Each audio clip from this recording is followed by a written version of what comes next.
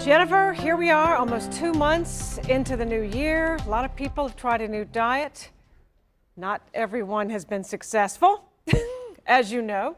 So are you looking for a new one? This week's Doctor on Call, TriHealth dietitian Diane Dew joins us to break down the different options out there.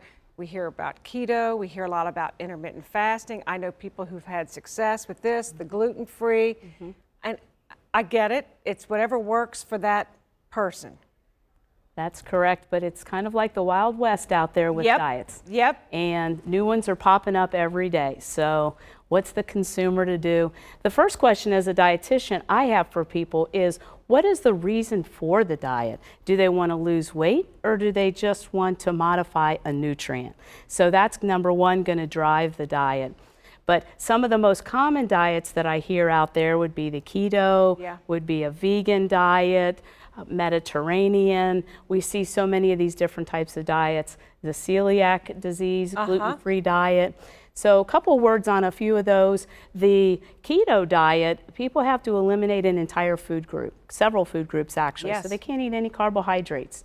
And when they do that, they change their fuel burning system within their body from carbohydrates to fat. So it's kind of like a switch that people flip on and it can be flipped back off again. So you can't eat any carbs. So no chocolate, no vegetables, no fruits, no grains, no anything in that category. So as a dietitian, we don't like to recommend anybody avoid entire food groups. Right, at least not long term. Correct. To be sure. Correct. Sometimes there is a medical necessity for it and it can be very effective short term, but a diet usually implies something that you start and you stop. And as a dietitian, we like to encourage lifestyle. So the Mediterranean, I read in Oprah magazine, so it must be true, that is the diet that is being recommended, that general lifestyle of eating that Mediterranean way for improving your mood.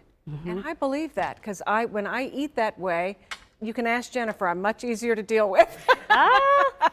You do, you feel better. And the hallmark of the Mediterranean diet is eating a lot of fresh vegetables, a lot of fruit. You eat lean meat, you have fish, you have nuts, and all those are sound foods in a diet. And filling.